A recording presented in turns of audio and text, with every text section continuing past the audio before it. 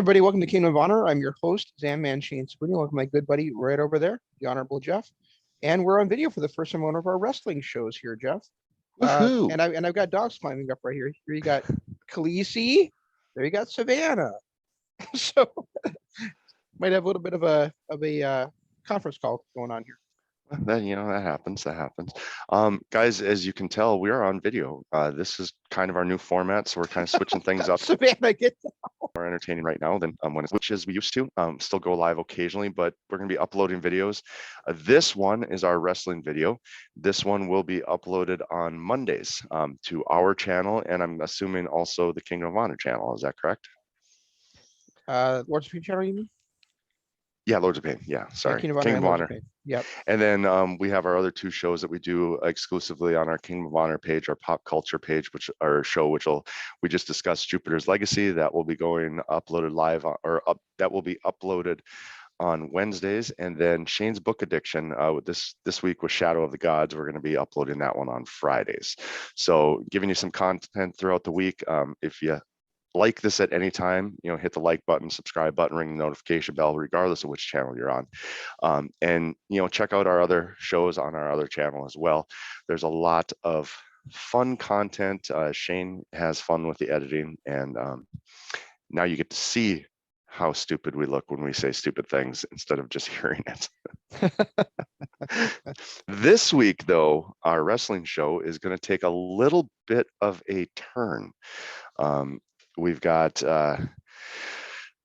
frustration, I guess, is the best way to put it. And I see where Shane's coming from on a lot of it. I know Shane was talking about how he's not going to be as up to date in NXT and All Elite Wrestling for various reasons, and I can't fault him for him. I'm still going to be watching weekly, but we'll definitely be able to come up with some wrestling content every single week. I don't know if frustration is the word as much as it is like malaise. I mean, they're just. I think when I was younger, like I would just keep like watching and watching and watching, and there's always something that would keep my interest, right? And it just seems like every so often now, I don't know, 3 months, 6 months, a year, whatever it is, some kind of malaise comes over me where I just get so bored with the weekly wrestling product. Same old. And part of it I can relate to because I have similar frustrations. The WWE, they are what they are, but I can't stand the fact that NXT, and they've done this for years, they skyrocket somebody to the top. They essentially will ruin a faction or a heel in the process. Very few of them ever actually stick around in NXT, and they did it again this week with Bronson Reed. He's literally been skyrocketed to the NXT championship. Along the way, now you've got he was working so well as a babyface chasing, and now he lost that. He's no longer the babyface chasing. Now he's got the title. And I don't know where they're going to take his character and his story from there, because now he's just turned into a generic babyface title holder. And along the way, what does this do to the way? Part of the reason why the way is so good is because of Johnny. Part of the reason why Johnny is so good is because of his championship. And he's able to be that swarmy, shady heel. I don't know if Shane's got an earthquake going on over there or what. It's a dog quake. But yeah, I don't know what your feelings are on that, but I feel like NXT rushes stars to the top, makes them superstars, like Keith Lee. Now Keith Lee's a nobody on Raw, where he was pushed, but it was different with Keith Lee because he was pushed to the moon, but it took a couple of years for him to get there. Bronson Reed's only been around, what, 6 months? No, he's been there for longer than that. Has he? Yeah. You just haven't. You've only been watching NXT for about 6 months.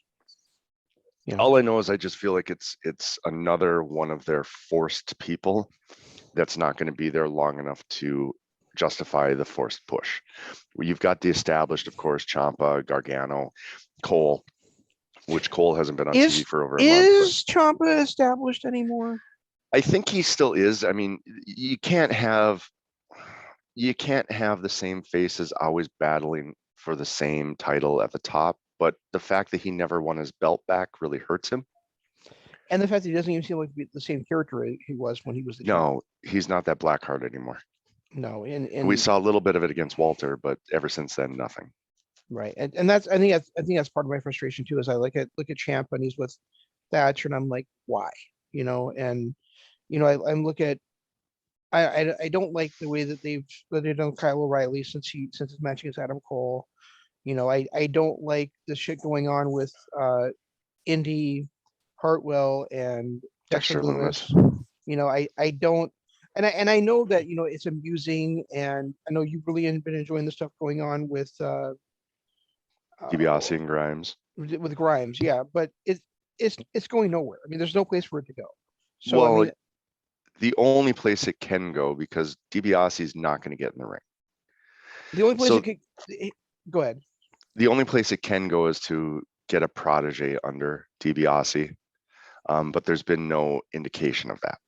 No, And this has been going on for months now. Or for DiBiase to manage him.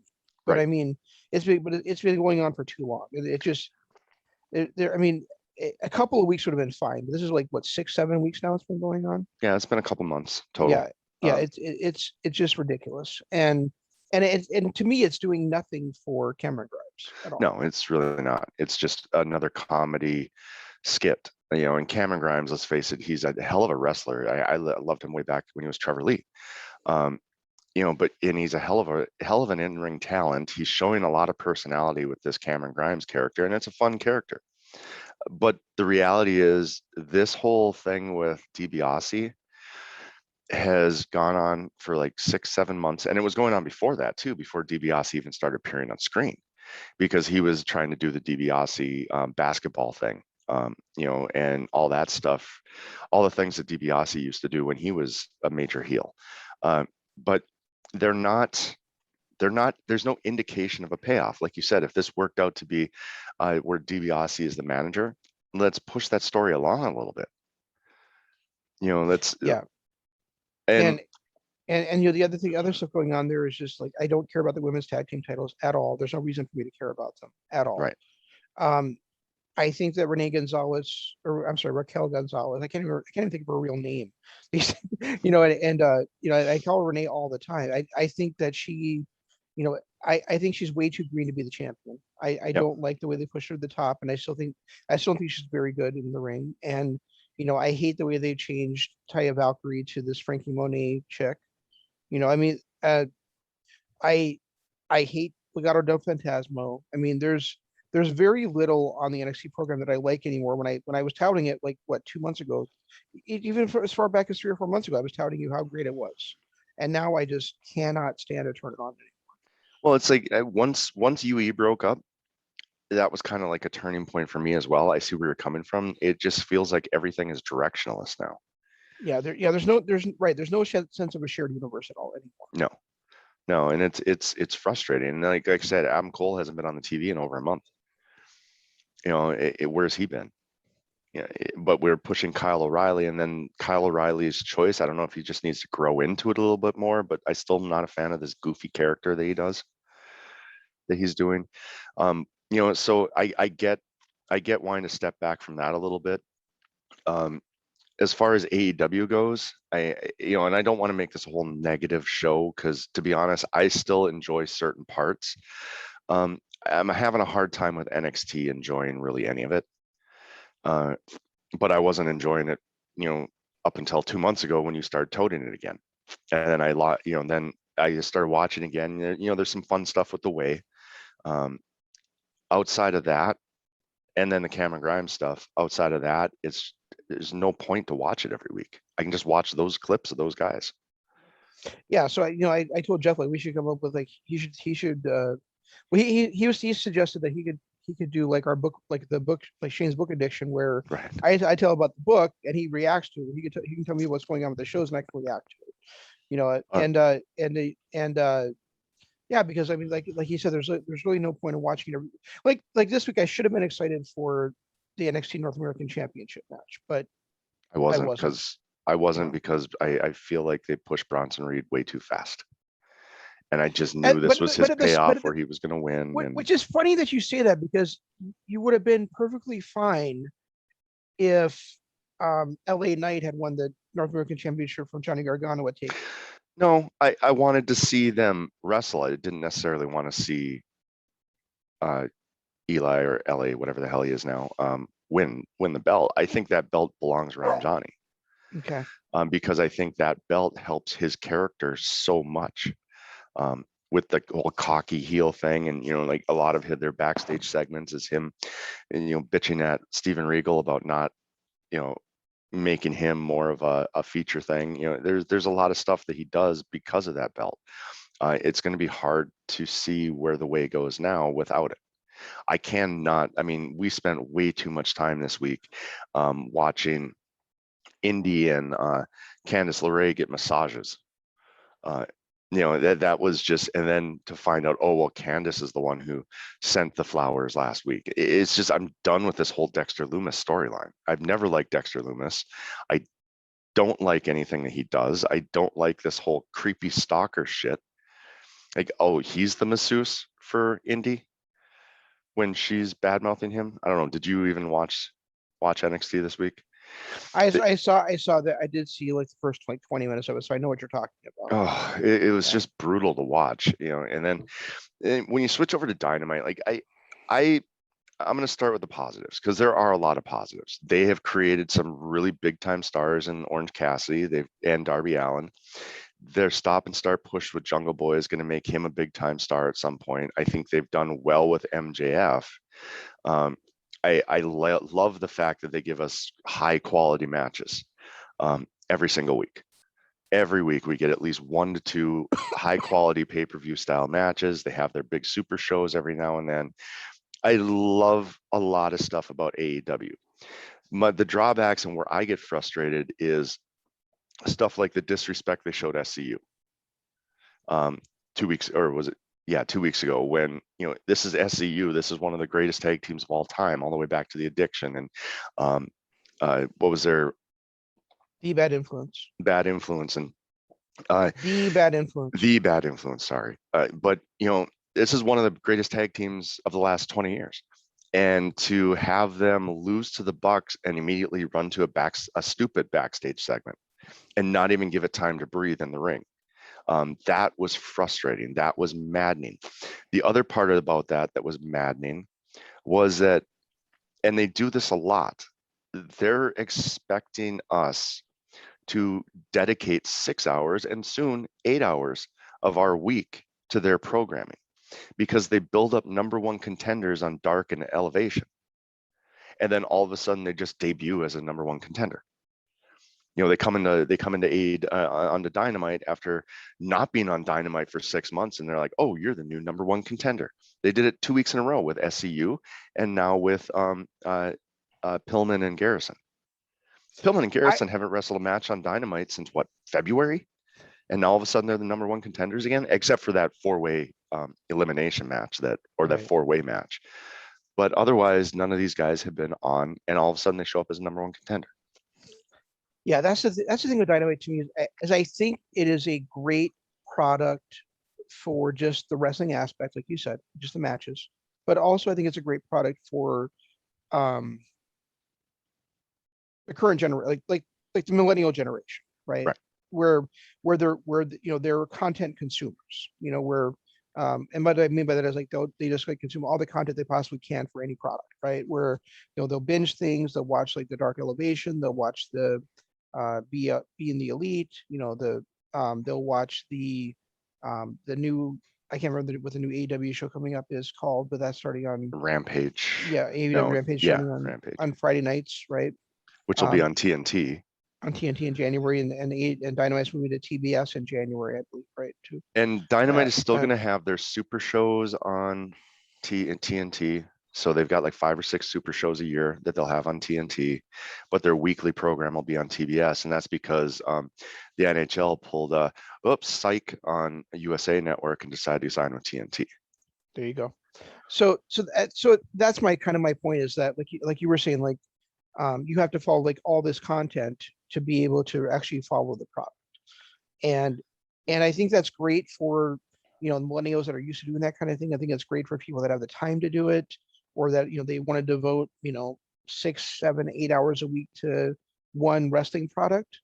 But that's been my complaint about, WWE for years, is that, that you basically had to follow both Raw and SmackDown every week to stay apprised of what was going on. Right. And now and you and I, when we first started, when they first were announced, when they first started this show, um, you know, before Dynamite even came on the air, we said, 2 hours, 1 to 2 hours a week of wrestling content, and they could really book it as to be, it could be a tightly booked show.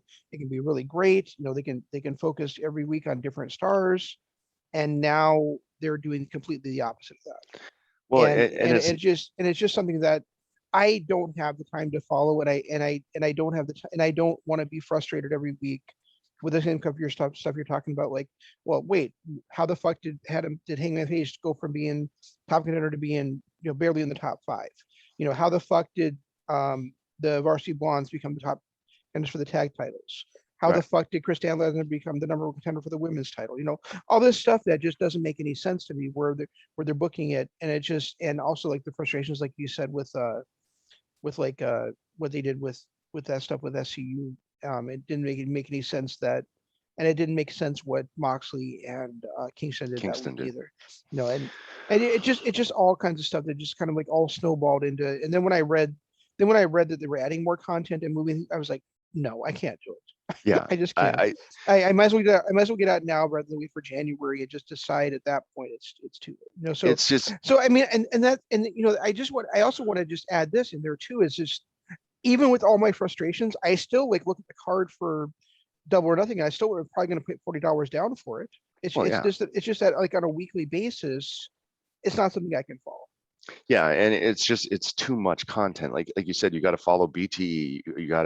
You every single week you have to watch Dark, you have to watch Elevation, and then you have to watch the BTE, which is no longer a 5-minute documentary thing. It's a 20-minute storyline builder.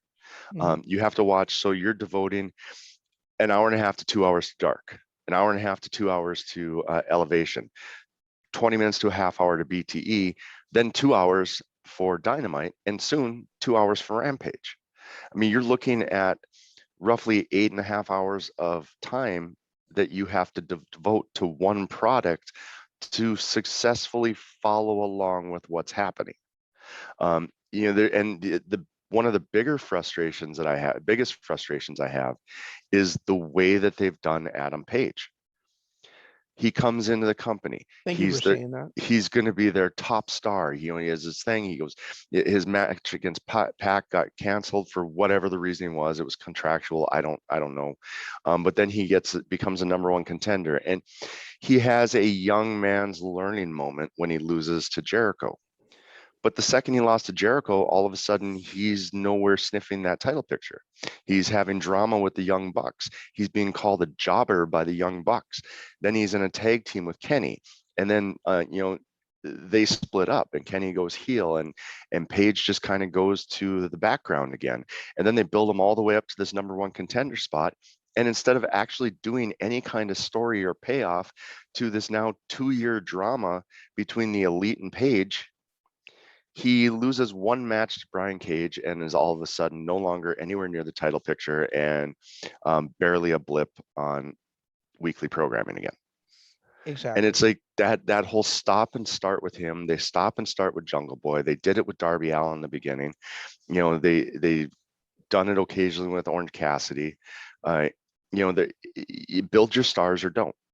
And I just feel like they're not doing right by certain people, like Page, like Adam Page is probably my perfect example of what they've done. Joey Janela is another one that never really got his due. Stop and start. He comes in, has that match against Mox, everything. He's on top of the moon, and then all of a sudden he just disappears for a year. Are they doing right by anybody that's not an EVP? I was actually trying to think that, but SCU is part of BTE. No, I said this. I said that EVP, like an EVP.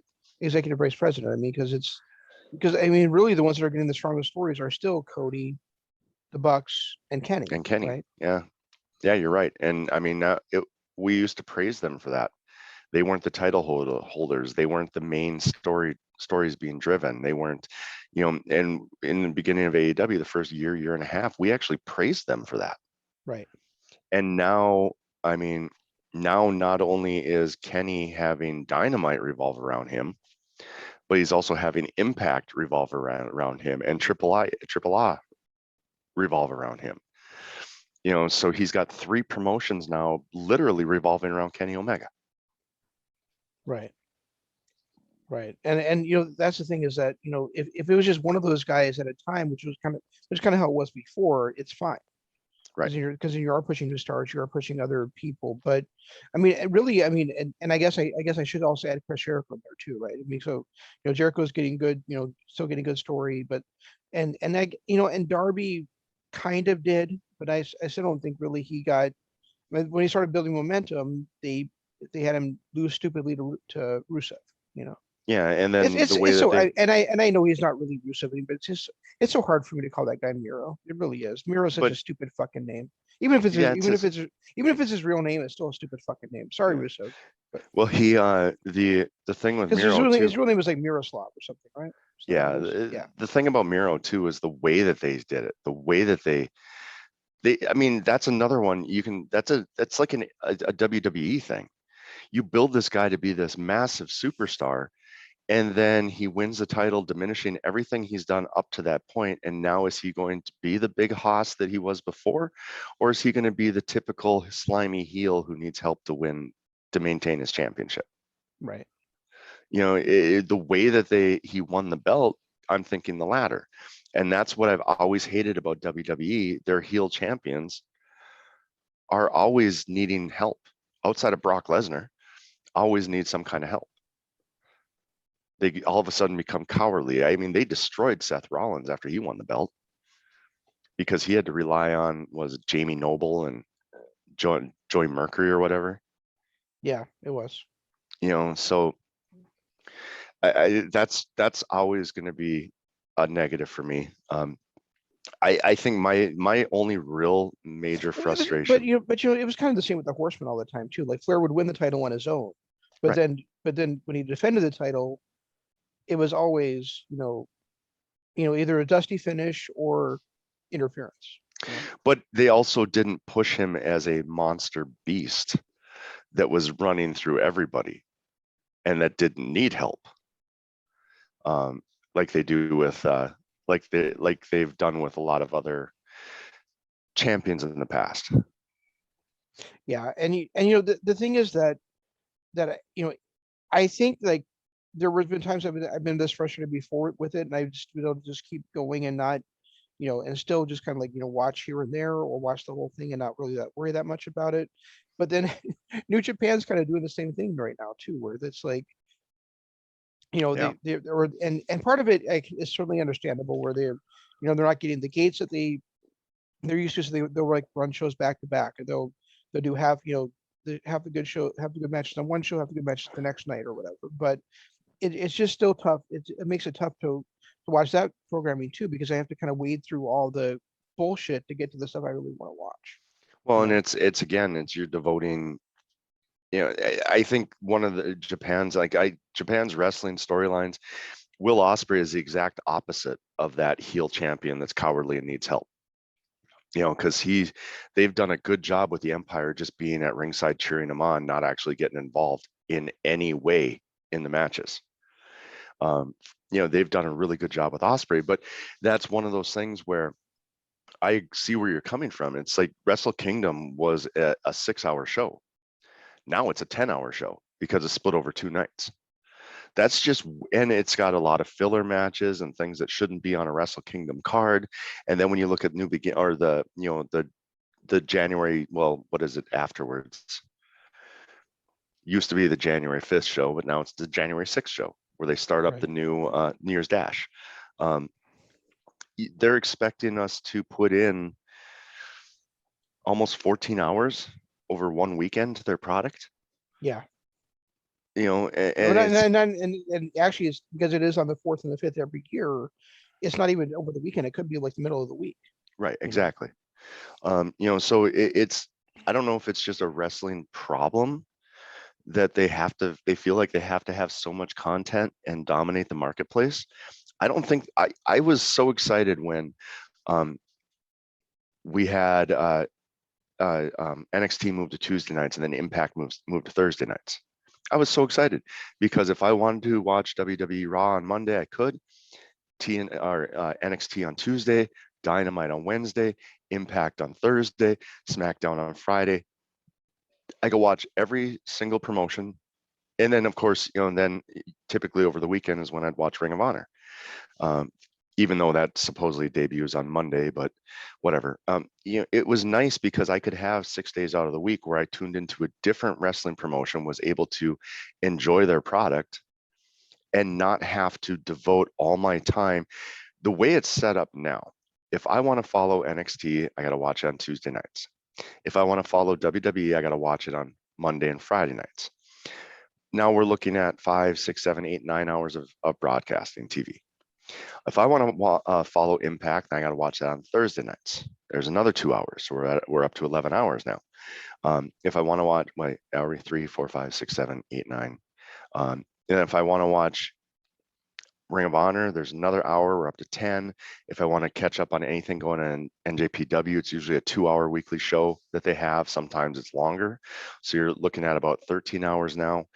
And then if I want to watch and successfully follow Dynamite and AEW, I need to watch Dark, I need to watch Elevation, I need to watch BTE, and I need to watch Dynamite. Now all of a sudden I'm looking at, in order to successfully follow wrestling, I'm looking at almost 20 hours a week I need to devote to wrestling. I have other interests. I have sport, I have kids. I have, I enjoy video games. I like watching shows like Jupiter's Legacy. I have to work. I don't have time to devote 20 hours to wrestling every single week. Right. I mean, and that it's different for people that are super fans that get paid to do it. Right. For if you work for like Wrestle Talk or What Culture What or Culture, yeah, or what Culture, if you work for like another wrestling media company, you're getting paid to do it, but we're not getting paid to do that, and so we're as a wrestling fan, that to be able to devote 8 or 9 hours a week just to one product is first of all impressive to me. I mean, if you can do it, kudos to you. But secondly, I think it's way too much to ask for well, somebody to do that. even What Culture. Simon Miller is the king of the ups and downs, but he can't even do them all. Like a different team does the SmackDown ups and downs. He doesn't do Elevation and Dark. He just does Dynamite. So even a guy like Simon Miller, that is his sole focus is wrestling, he can't even do it all. Not to mention he doesn't watch Ring of Honor. He doesn't really get too much into New Japan stuff. He's mainly a WWE and an AEW guy. But even that, I mean, that's a guy who literally gets paid to do that, and he can't even do it all. Speaking of NJPW, I don't know. I just saw this just now because I was looking up to see if they had, if they had rescheduled the Tokyo Dome wrestling shows yet. But I guess there's still a question as to whether Dominion is going to happen because they're still in a state of emergency over there. But also, there is no world heavyweight champion in New Japan right now. Do you go home? Will Ospreay has a neck injury and has to have the vacate championship. Are you kidding me? No, happened 3 days ago. Oh, and I was just praising about how great his run has been. Yeah. God, that sucks. Yeah. So the question is, what are they going to do with the NJPW World Title? First of all, are they going to keep it unified when everybody hates it being unified? Secondly, are they going to put it back on Okada? Are they going to put it on Tanahashi? Are they going to put it on Ibushi? Are they going to put it on Naito? Or are they going to, finally put it on Sonata? They basically have like 5 choices, right? Because Evil's completely out of the picture now, as far as I'm concerned. Yeah, and to be honest, so is Jay White because he's never title holder, and I don't want to see another championship combined. Correct. Yeah. So that's that. Jay, yeah. White, That's exactly why I left Jay White out of that. Yeah, I mean Jay White is pretty much out of it. I mean, of course he'll be in the tournament. but Well, he's kind. what is there going to be a tournament though? I would assume so. Why wouldn't there be? Well, Er, because they've done other things before, like having like a. I mean, yeah, there'll be some sort of tournament. Will it be, will it be a three-way match? Will it be, just four guys, in just a four-man tournament, not an eight-man, that kind of thing. Yeah, true. But yeah, I mean, Kota Okada. I could not see Evil winning again. Not after how badly he's been pushed. No, I mean, eventually maybe, but not, yeah, not right now. No, there's no way. There's no way. I mean, Um, Kota, Okada, and that's about it that I could see legitimately. Like I'm you would sorry, say I so. know You would not put Tanahashi and Naito in that discussion.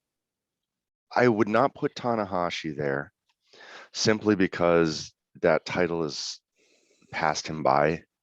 I can't legitimately, after seeing him, lose it right away to Jay White after taking it from Kenny Omega 2 years ago now, almost 3 years ago now, and then not really even sniffing it again. I just can't see him even being considered in the picture. Naito has been so horribly booked since Wrestle Kingdom that, I mean, I guess I could see him in the picture, but I don't feel like he really got the run he deserved with it in the first place. Losing it to Evil, then winning it back shortly after, and then losing it right away to Kota. I don't think Okada's even had a shot at the title since he lost it, has he? No, he hasn't had a shot. Since he lost it on January 5th of 2020, he has not even had a title match. Yeah, for the dash for the gold when he lost it to Naito. Right. But he is technically the next one up. He was the one that Ospreay was supposed to defend against. So maybe it'll be like a Chris Benoit situation where the title got vacated and Benoit was supposed to be the next man up, but they put a match between him and Sid. So maybe Okada and could Shingo really be in the discussion since he just lost to Ospreay? That's what I was wondering too. Is like, do you put Shingo in there? Do you put Ibushi in there? Do you put Naito in there? Or Tanahashi? It would probably, yeah. Not, you're right. Tanahashi wouldn't make sense. So it would either be, it really has to be either Naito, Ibushi, or Shingo, right? I think if they're going to do a mini tournament, it would have to be Shingo because he was the last man. It would have to be Okada because he was the next man. And then I think Naito and Kota are the two that make the most sense for the other two participants.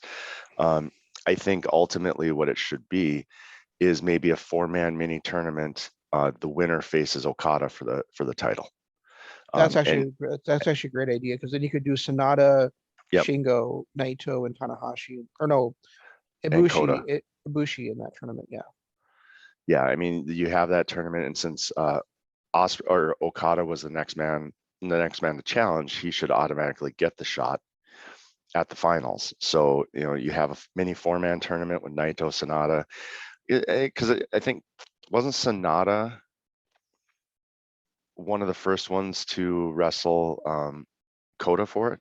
He was Kota's second challenge. He was Kota's second challenger after it was Because Jay White. White, It was White yep. and then Sonata. So. And then it was Naito, and then he lost it to Ospreay. So Sonata makes sense. Jay White doesn't make sense because he's a never title holder. But Despy also challenged the championship, but he was. Oh yeah, that's right. But he's the junior heavyweight title holder. Right. I mean, I have a feeling that it's going to be like a 6-man tournament. I have a feeling both White and Okada will be in this tournament, along with Sonata, Naito, Kota. Well, a 6-man tournament, you have to either do two triple threat matches or you have to have buys in the first round, right? It depends on how you do it. I mean, a 6-man tournament is 3 matches, then oh yeah, that doesn't work. You'd either have to have it be round robin, or you'd have to have it be two triple threat matches with the winners of the two triple threat matches be in the finals, or you'd have to have buys, or you'd have to have like three singles matches and then the finals be and then a triple threat. Yeah, I think the best way to do it though is to have it a 5-man, have Okada sit in the wings to face the winner of a mini 4-man tournament. I do think that's fair, considering that Okada was already waiting to be the next challenger. Right. And I'm pretty sure Okada's gonna be the guy that however they do it, I'm pretty sure Okada's gonna be the guy holding the title. Well, considering he hasn't had the title in 2 years, and he's the best modern day IWGP heavyweight title holder. Yeah. You know, I really thought Ospreay was going to hold it till Wrestle Kingdom, but I don't think it's going to happen. I mean, but now he's been stripped of the title. Well, he would have had he not gotten hurt. Right. I think the way that they portrayed him as champion has been amazing. I love the fact that the Empire doesn't get involved in the matches. I've really enjoyed the couple of matches we got out of him.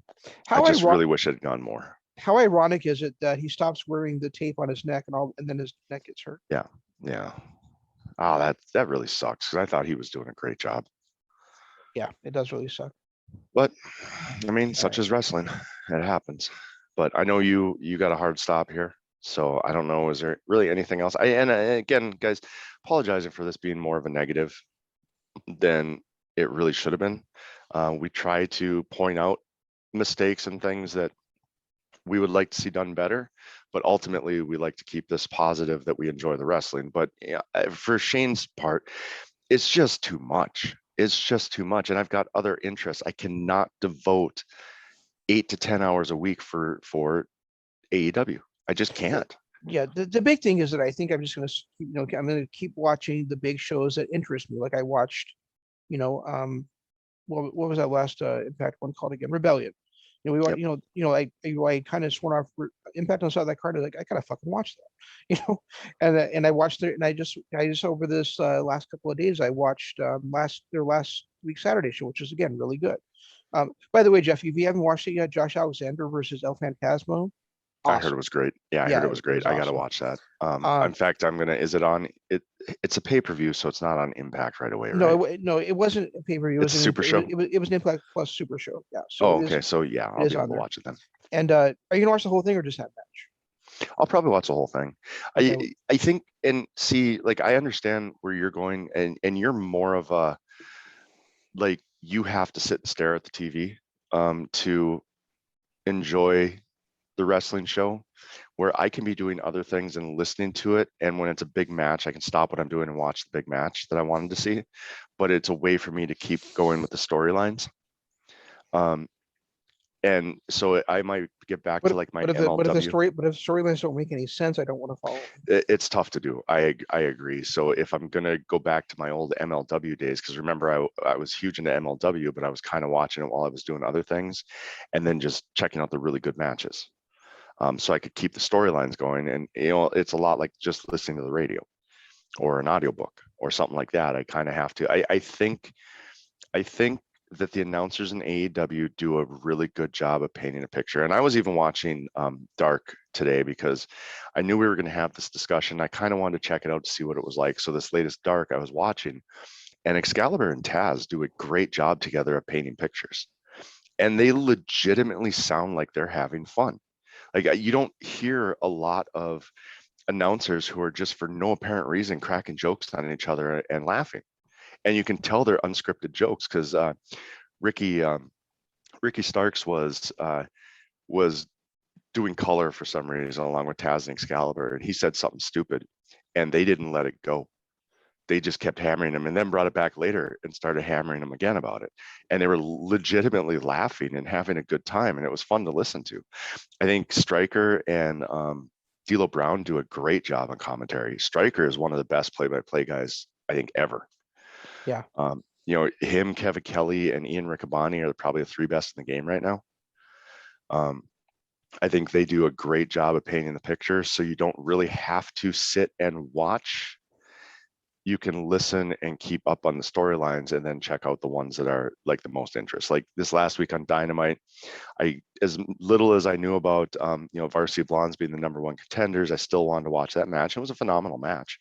And then of course there was a couple of other matches throughout there that I wanted to check out, like the Serena Deeb match and stuff like that. One thing I do want to bring up about Dynamite, and you didn't watch any of it, so there was there were two backstage interviews. One, remember I told you last week about Daniel's cryptic tweet about him being done. They were doing a backstage interview with SCU, and the Alex Marvez literally asked him about that tweet. He looked at Marvez, didn't say a word, walked over, shook Frankie's hands and whispered in his ear, and just walked off. And Well, that's really romantic. yeah, and Marvez asked Frankie, what was that? What did he say? And he's like, he was, what Christopher does on his, I support him. He has the right to make his own decisions. And then he went on and cut the kind of Frankie promo of the Frankie from before Bad Influence. That heart, like, oh my God, I'm in Frankie's corner for this, and he's going after everybody on the Elite because he blames the Elite for it. As well, he should. And yeah, and the promo he cut was a lot like Sammy Guevara a couple weeks ago, where I said that's the kind of passion I want to see out of my baby faces. I want to see that fire and passion, and it was a great promo by Frankie.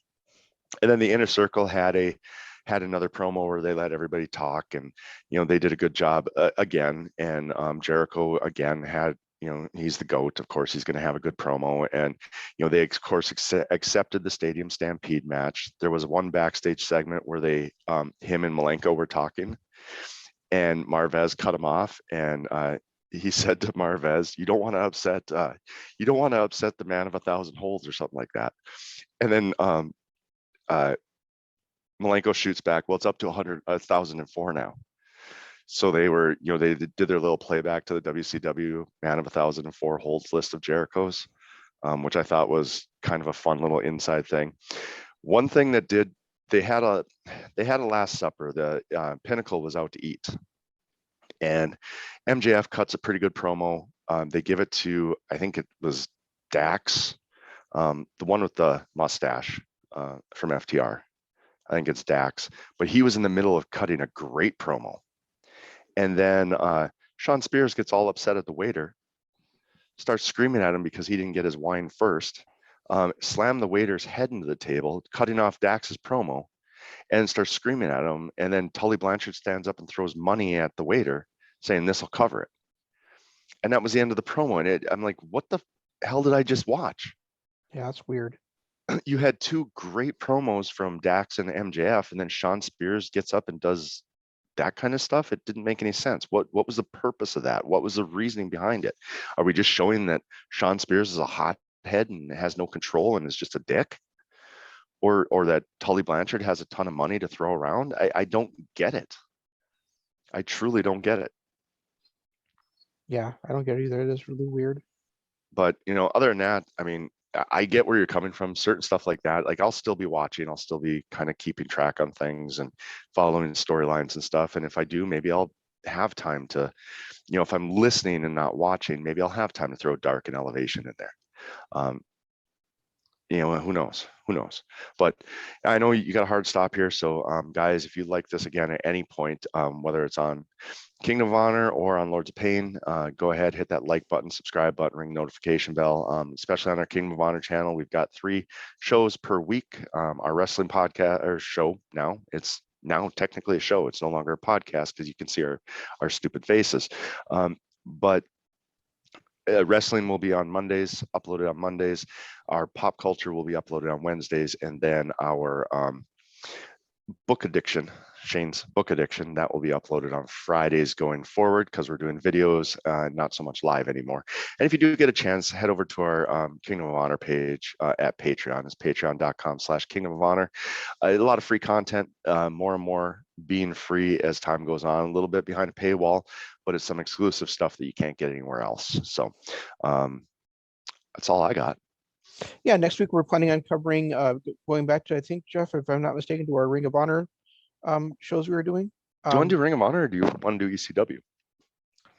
Well, does ECW even all loaded back onto the WWE? Oh, I guess I don't know. Another one we were doing too in there was Impact from 05 or TNA from 05.